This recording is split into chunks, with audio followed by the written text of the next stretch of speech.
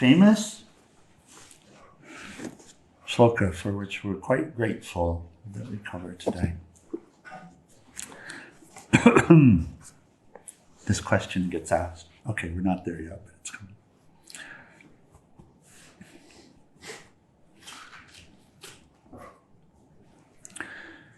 So, yesterday, 36. Success in yoga, self-realization, is extremely difficult if you cannot control your mind. But if you persist and control your mind and earnestly strive for realization using the right methods, you will certainly be successful. So the question that Arjuna had asked, I won't put you on the spot again this morning somehow. So the question that Arjuna had asked was, he didn't ask it as a question, it was an observation, but it was really a question, which was, this mind is so difficult to control. So he's looking for reassurance, and Lord Krishna says, yes, it's hard to control. Arjuna had used the term, it's as hard to control as the wind. Right? We had more discussion about that yesterday in Upanishad too. And then Lord Krishna says, yes, it's true, but through abhyasa yoga, constant practice, it can be done. Which should be reassuring. It wants to be reassuring. We want to hear that. And then here's the commentary. And I think we read this a couple of weeks ago when I was traveling, but it's a good, beautiful commentary. Swamiji takes a little time with this, Swami Satchidananda. He says it's difficult, but it is possible, and that's the beauty of it. What's the use of doing anything that's too easy? Anybody can do it. The glory comes only when you do something that others can't easily do. And then we'll pick up where we were. He says that's why constant vigilance is necessary. Somebody must always hold the wheel and watch the compass. Are you going the right direction? If by chance you make a mistake or are caught by a wind, then you correct your course. Immediately the navigator works out the course correction. Without the course correction, you can never reach the destination. So the point he makes here is we have to hold on to something. He made that point yesterday referring to sailing. Mm-hmm. Yeah? What was the example again that you shared? In order to know the current and the wind, you have to have a reference point. Without something still and not moving as a reference point, you can get blown out to sea pretty quick. And so that example we used because we were discussing the self, capital S self, the Atman, soul, I, and that what we're observing is always changing. And that points back to the unchanging. Here, that example helps us in this way.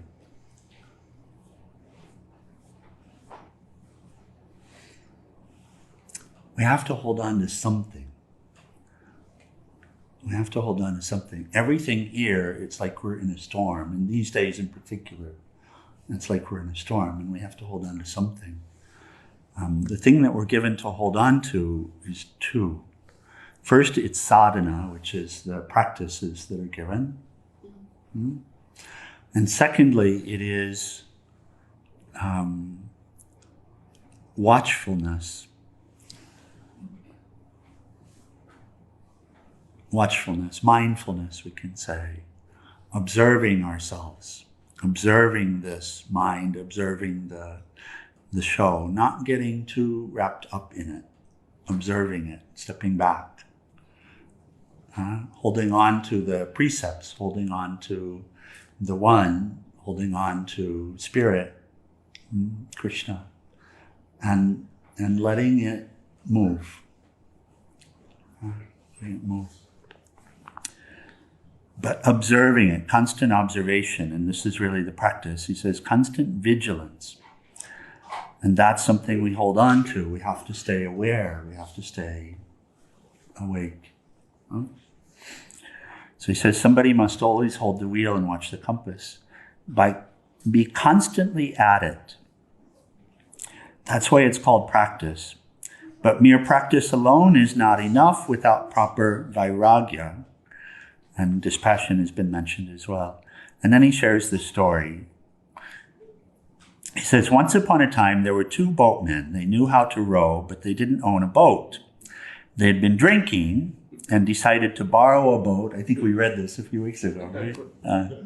Okay, one more time. It's a good story. They had been drinking and decided to borrow, quote, borrow a boat and go to a neighboring town on the Ganges. At about midnight, they came to the shore and they saw a new boat there. The moment they saw the boat, they were happy. We have a boat. Come on, let's get in. They found the oars and started rowing. At night, they were just singing a song as they rowed. Slowly, dawn came. As you may know, people normally come to take a bath in the Ganges in the early morning. The boatmen saw a couple of people coming whose faces were familiar. That's strange, they thought. How did they get here so easily? We've been rowing half the night. Soon there was a little more light and they saw familiar buildings. Hey, they called to the bathers. We're still in the same place. What happened? The bathers replied, what did you expect? Whose boat is this? We just wanted to go to the neighboring town and come back soon. We've been rowing the whole night. Why are we still here? You fools, you forgot to undo the knot. All the while you were tied to the shore. They'd been practicing, no doubt, rowing steadily. Even if you do months and months of practice repeating the mantra, all the breathing practices, going to all the gurus and every other technique, still you'll be tied down if you don't release your anchor lines of personal attachment. Mere spiritual practice alone is not enough. Know that positively you must have non-attachment. I won't say the yogic practices alone are so good. It's better than doing nothing. At least you're doing something positive instead of something detrimental. If they hadn't been rowing the whole night, those boatmen might have been in a gambling den. No doubt there is an advantage to such practices, but we can't attain the goal that way. We can't reach the shore unless the bondage is removed.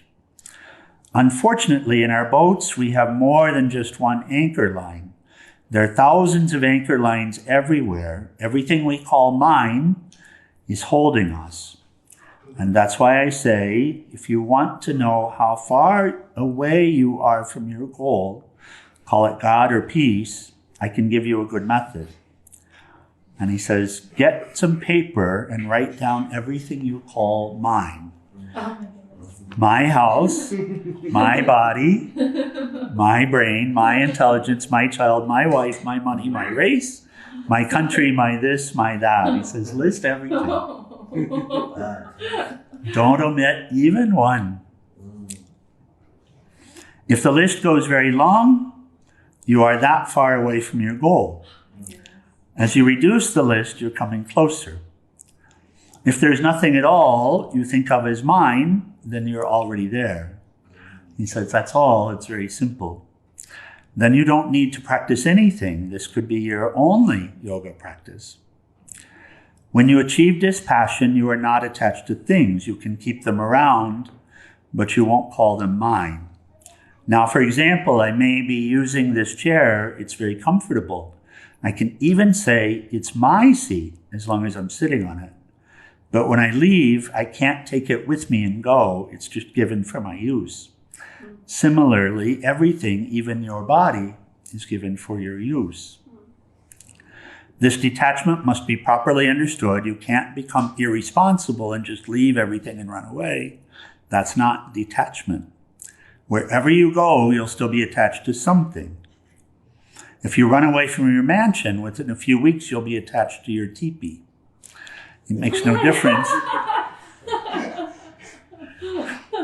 It makes no difference if it's a mansion or a teepee. It doesn't matter whether it's your fine suit and coat or the patches on your worn-out jeans. How many people become attached even to those jeans with hundreds of patches? Clothes are just something to cover the body, that's all, but they could be neat and clean and comfortable. So many problems arise from personal attachments. Unless there's non-attachment, practices won't bring many results. Side by side, there should be abhyasa and vairagya, practice and non-attachment, two wings of the same bird in order to fly. Nothing is impossible to achieve. You see it in these modern times also. He says, we sent a man to walk on the moon. A few decades before, probably nobody would have thought this possible. Nowadays, you can film a little baby in the womb moving around, playing, rolling, and show it on a screen. Whoever thought it was possible 50 years ago? It's the result of continuous effort. Keep working, nothing is impossible to achieve. If your want is really that strong and great, you'll get it. Yes, people can get whatever they want if they think deeply and strongly, and that's abhyasa. He says that's meditation too. Everything is possible. So, Swami Shivananda's last words come in here. 2 words. Detach, attach. Detach, attach. So we said you have to hold on to something, but that something that we learn to hold on to is not actually a thing, correct? Yeah. So you can say you can hold on to a virtue, an ideal, guru, but it has to be highest, right? It has to be highest. Hold on to God. Hold on to yourself, capital S self. Finally, that's it, right? And let go of everything else. It reminds me of a story. There's 2 Buddhist monks that were meditating on a hill, and one says to the other, "Nothing makes sense." And the other one says, "It does, doesn't it?" There you go.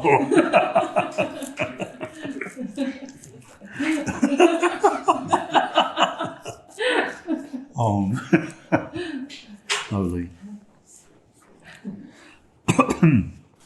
So, Arjuna asks another question. He says, Krishna, what happens to those who have sincere belief but cannot yet control the mind, or those who fall away from these practices before achieving perfection through yoga? So, anybody want to paraphrase the question? Repeat that again. Yeah. What happens to those who have sincere belief but yet cannot control the mind, or those who fall away from these practices before achieving perfection through yoga? In other words, we're all going to leave this body. It's called commonly death, right? What if I haven't gotten there by then? You come back in the next birth and you wind up finding the path again. So, Somewhere.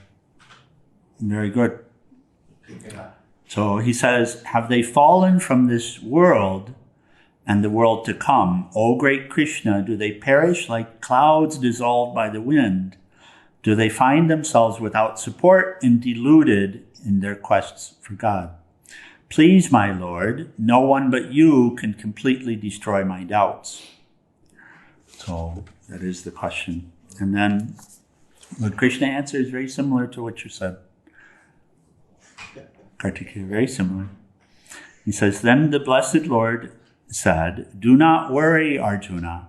There is no destruction either in this world or the next for anyone who has embarked on the yogic path. O my son, know for certain that anyone who does good never comes to a bad end. Those who embark on the yogic path and leave their bodies before reaching their highest goal attain heavenly states of the virtuous. They stay there a very long time and then they take birth again in this world in a home of the pure and prosperous in order to continue their quest. That's a big one. That's a big one. It is so hard to do this. So you know what we're being guided to. We're being guided to be saints. I said the yoga power. We're guided to love all, serve all, to always keep our mind uplifted, to keep focused, only to do good, right? Not even to think a negative thought. We get the example of Peace Pilgram, who says, if you knew the power of your thoughts, you would never think a negative thought again. So these thoughts that we seem to deal with every day, that come, that are judgmental, I wish I would have gotten this, I wish this would have happened. Things that seem so innocuous and not a big deal. What we're being shown is the power of those thoughts. We're being shown how those patterns separate us from what we're really looking for. And we're being told that we need to, until this is clean, continue to clean it, continue to search and replace, right? Lord Krishna says, think only of me,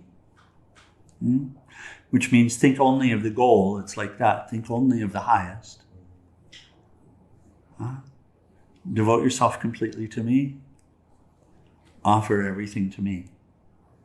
So, and here, at this point, this Sangha, each of us are somewhere in a middle ground.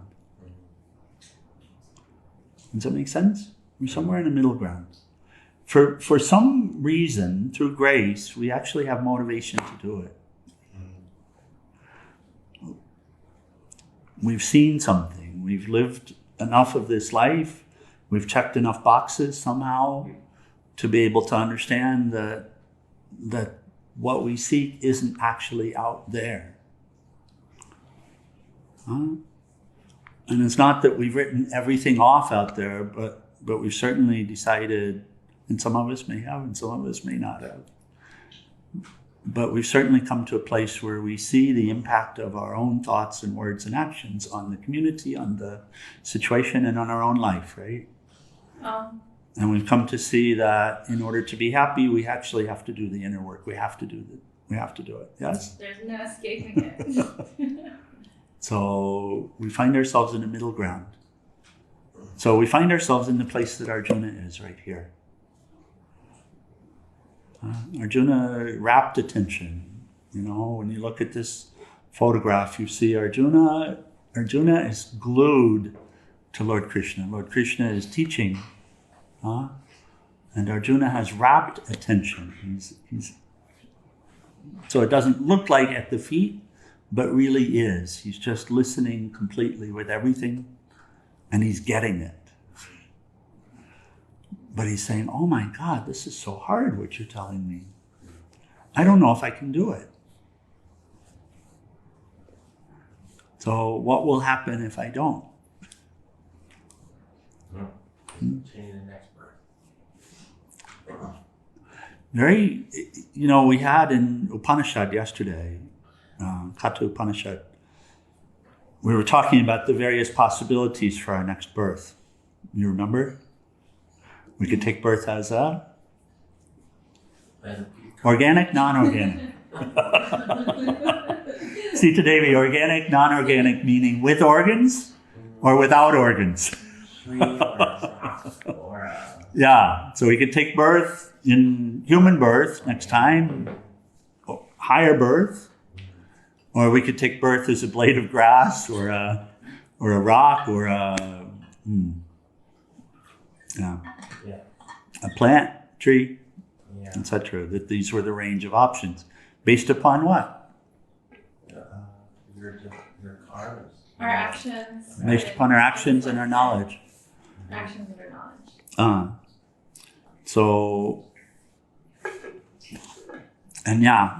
That's what Lord Krishna says. That if you really have faith in what? Faith in the path, faith in the teaching.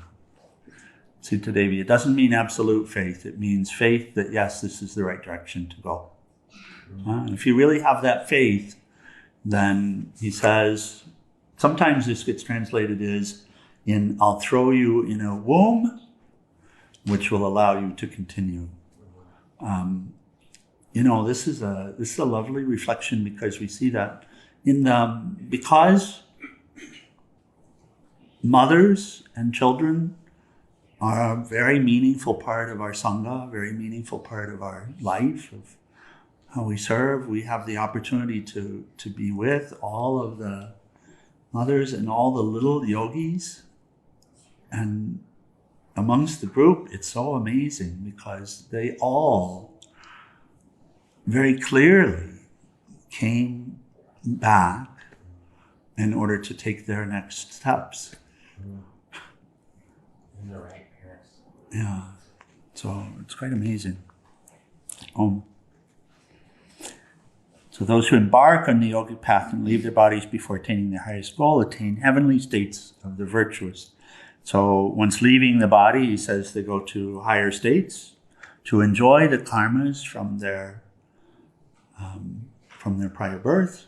So get serenaded for a little while, and then coming back in order to complete.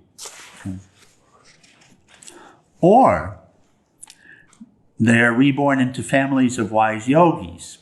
Such births in the world are rare indeed. But we get to see them. Yeah. Yeah, there's no luck. Isn't that something? It's amazing, isn't it? If you step back a little bit and see what he's talking about in action, in the group of children, we share some of these photographs, little ones that are sitting in meditation that have never been taught meditation techniques, or chanting mantras after hearing them for 15 minutes. Yeah.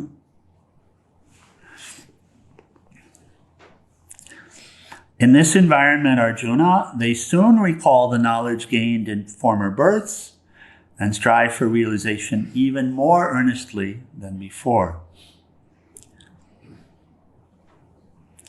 It says, in spite of one's lapses, the yoga practitioner is led onward by the strength of his or her own former practices.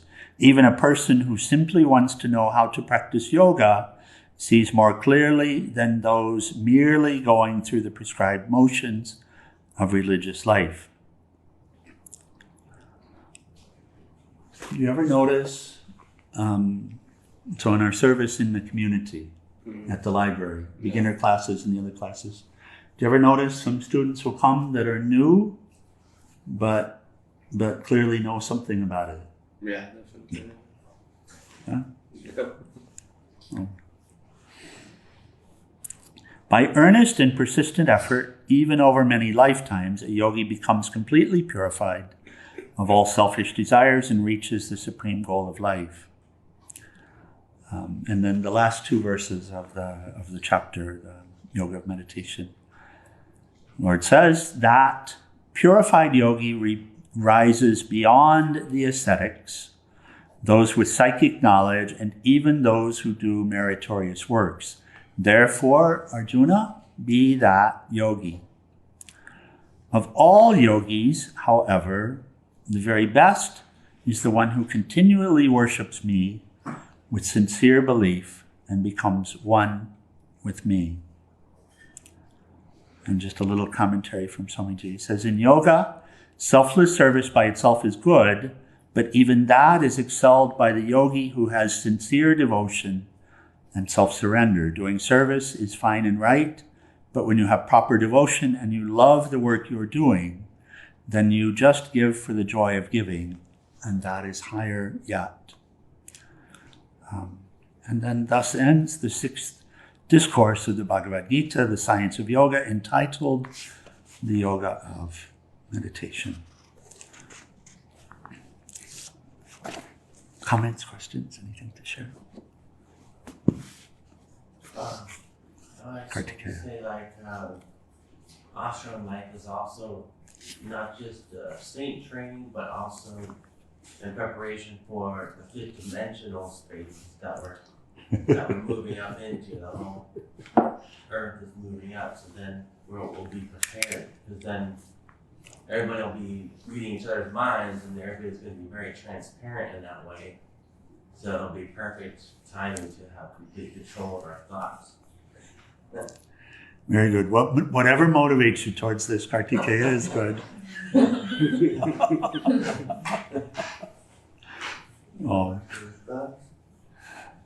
And certainly preparation, yes, preparation, absolutely. So, anyone else? Yeah, Yashoda? I have a question when it comes. Because we all have the experience of doing something that is hard, that seems hard, and then once you achieve it, it was not as hard as you thought it was. Oh. So I'm wondering if this is the same, or is it the hardest thing we'll ever have to do? No, this is the same. Okay. This is the same. There's a sense of wonder that comes, and you feel it sometimes. Yeah. I think everyone, if I say a sense of wonder, maybe you can relate, which is having experienced a quieter mind and being able to see more of the play here and how it plays out. So one of the ways that it's said that we can recognize this process of waking up is by seeing more synchronicities in life. So, does that make sense? Seeing the interconnection of things more. So, yeah, until more synchronicity, until everything is a synchronicity. And one of the questions that comes within me, just in this sense of wonder, from time to time, is, my goodness, why did it take this? So I'll ask this question sometimes when I share experiences from pilgrimage, which is, I talk about water, for example. I talk about, here's what I did, whatever that I is,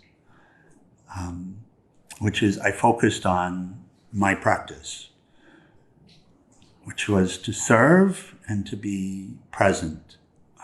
And I didn't know how to serve, I share that. So I was continually asking how to serve. I'd resolved not to ask for water, food, shelter, etc. And it always came. And it came hundreds, thousands of times before I really started to get it. And so I looked, and what I discovered was that not just did it come, but God has a great sense of humor and also a great sense of timing. Because on the coast to coast, it always came within 2 hours of when the water bottle that I was carrying ran out, without ever asking. How many times? I don't know, well over 1,000 times. So thousands. Every time. So remarkable. And so I'll look back and say, why did it take me so long? Why did it take so many bottles before I got it? So yeah, it exactly. You look back and you wonder, but you're not bothered so much by the question. Oh, it's mysterious. It's mysterious why it's so difficult. Because you are what you seek. You are what you seek? You are what you seek. So you're a bottle of water? You already are what you seek. Well, yeah, I'm the source of water, my dear. All of the water comes from me. In the deepest sense, that has to be so. Because whatever is inside me is what there is. this segues into the question that came to me, which is praying for something to get what you want. And then the outcomes of that. I remember my first yoga teacher at the Yogaval ashram. I said, "Oh, I want this thing," and I can't remember what it was, but I said, "Would you pray for me that this happens?" And he says, "Oh no, I don't practice witchcraft. Yeah. I'm not going to pray for something specific." And I was like, wow. And it really made me think about the intentions that I have for something very specific. Could you speak about desires and wanting something and how to purify that, how to bring that into purification with surrender to God? From a practical standpoint, the observation here, first, it's not really dualistic to say there's I and God. It sounds like it is. It's not really. There's I bobbing around here in the waves, and there's God at the depth, and we're the same stuff, but I find myself apart. So my practice has to be then to connect to that depth. And I'm taking the perspective of conscious mind when I'm doing this. Conscious mind is up near the surface. The silence is in the depth. If you check in, you'll find that you're most identified with conscious mind. You're most identified with the one who chooses this or that. If you check in, you'll find that you're not identified with that peace, with that depth at the base of the ocean. Is it so? You can learn that you are that you're not separate from that you're not other from that. But who's learning here? Who's learning also is the conscious mind. It's not the soul. The soul already knows. Yes? Mm-hmm. The soul is undisturbed by what happens here at the depth. At the depth. But this conscious mind is made of soul stuff. It has a very specific role, a very specific function. So when we ask a question, when we call in help in the form of a prayer, who's doing it? That's the conscious mind aspect. Mm-hmm. That's who's doing it. Okay. And whatever it seeks is already with it, but it's turned outwards. Like the water. Like the water. So when you talk to God, you're talking to your own depth. So should you not do it because you already have it? No, you should do it all the time.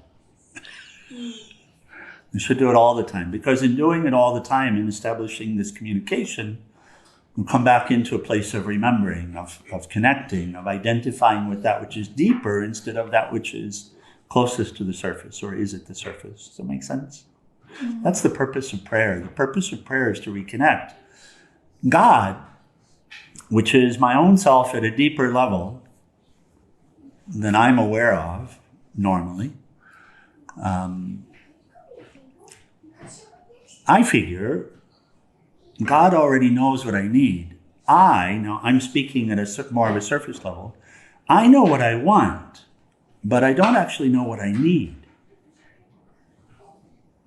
I can say I need a partner, but that's not necessarily a need, because I'm in a state of delusion at the surface, being bounced around by the waves. I don't know what I need. That's a realization.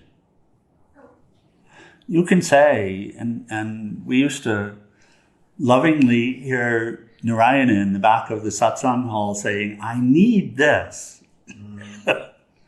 And we would try to say, are you sure you need it? And it's not that you want it. And he would correct us and say, Sita Devi, I need it.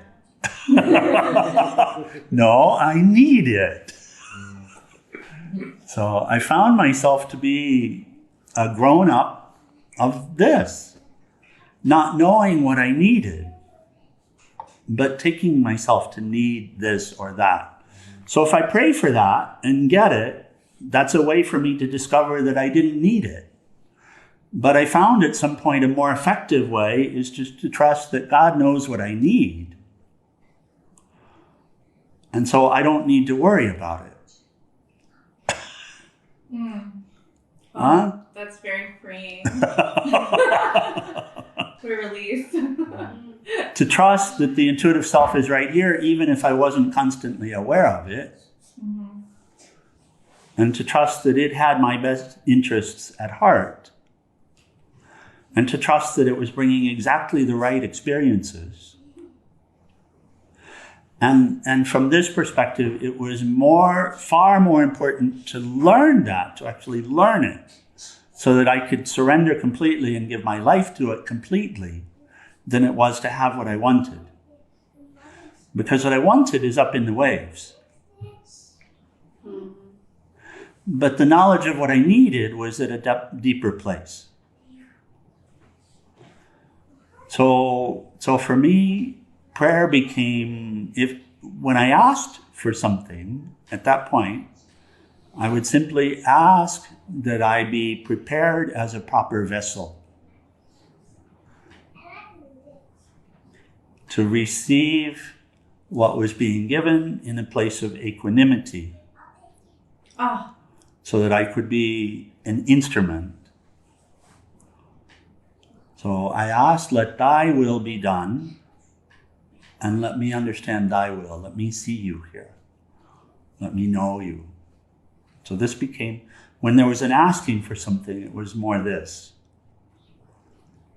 And I learned specifically about water, and as a pilgrim, about water and food and shelter and all of that, just to leave that to the boss. And I needed to be in the place where I could just simply turn my life over and trust. And I'd had enough evidence that was the proper thing to do. I couldn't have done it blindly.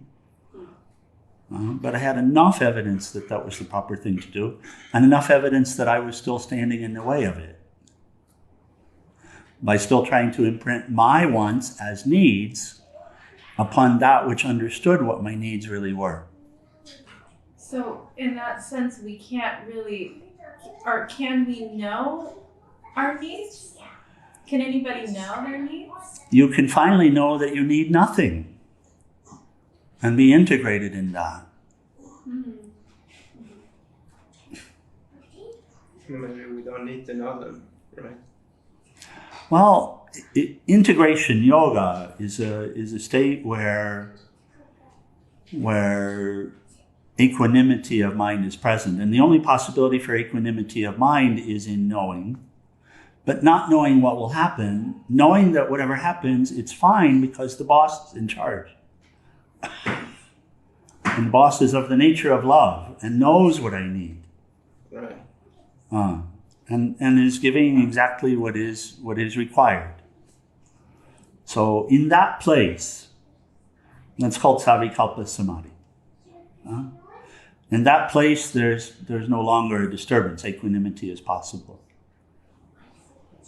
So really, the prayer was for support being in that place, which meant whatever you give, it's perfect.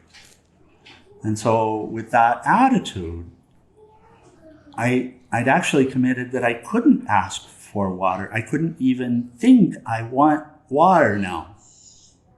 As soon as that thought would start to come, I would need to sublimate it. I would need to replace it. That was my vow. You need to replace it with that prayer.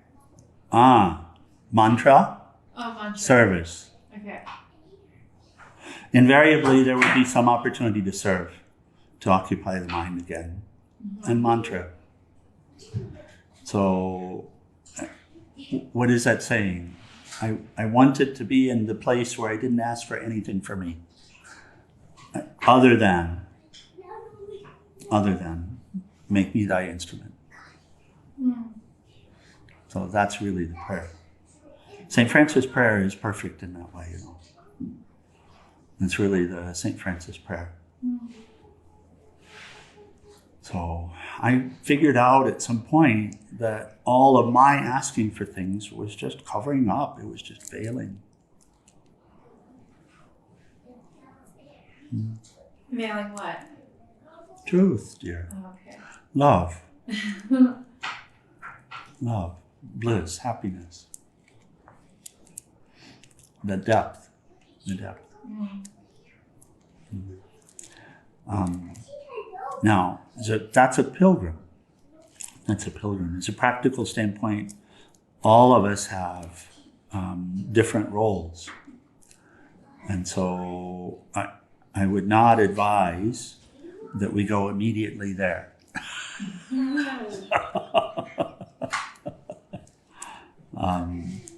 Because it's difficult to have that knowledge, that faith. That's yoga.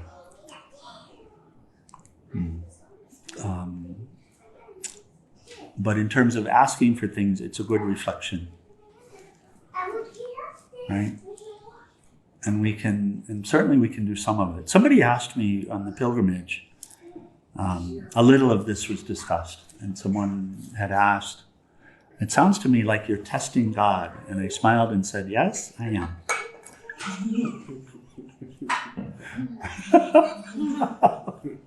And it was as if we're supposed to have blind faith.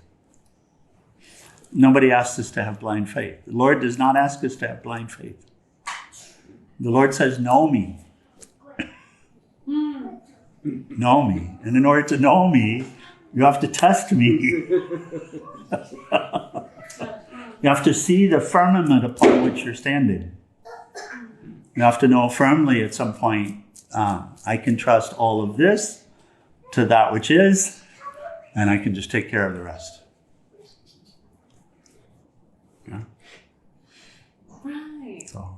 I did ask, because I wasn't sure if God was playing completely. and I asked, okay, if there's really you, and you know how much I love animals, I asked to appear like an animal to come soothe me. And if that indeed happened, came in the cat or in a hummingbird right there in my face. And the feeling was so blissful, so clear. Asking for proofs is helpful. So helpful. It's helpful, Trust really. from there. Yeah.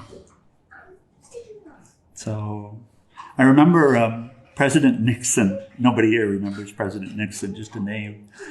But as it relates to the Kremlin at that point, to Khrushchev, somebody asked him about trusting Khrushchev, and he said, "Trust but verify." And for spiritual life, it's a very good approach. Some faith, as much faith as you can give, yes, as much as you can really give. And then watch, observe, and see, Because, really, did I have enough resolve that if water didn't come, that I would be willing to die? Yes, I did. But what would have been those thoughts as I was dying of thirst? I don't know. I can't speak to that. It might have been fairly dark on that last breath. There might have been a question about, did I make a mistake here? I don't know. It didn't happen. So trust but verify. Even if you passed away, there'll still be a chance to shout out like, "It's not time yet. I still have more to give," and then we would have been sent back. Okay, if you say so, Kartika. No, it's like an actual plan. Right? It's one of those things where I was sure that I wasn't the body, but I wasn't so completely sure that at that moment of death I might not have thought otherwise. Oh, okay, let's close with final prayer and arati.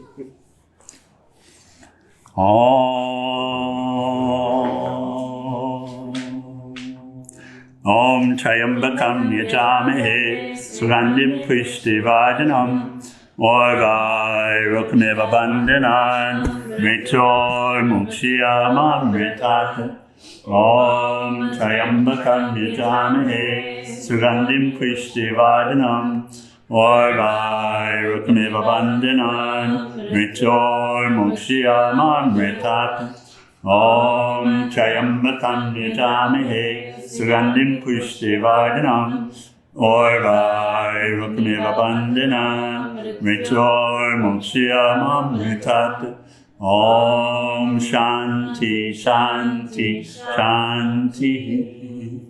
O adorable Lord of mercy and love, let us abide in thee forever and ever. On below Satguru Shivananda Maharaj Ki, and for all the saints and sages of all the traditions. Let's stand for a short arati.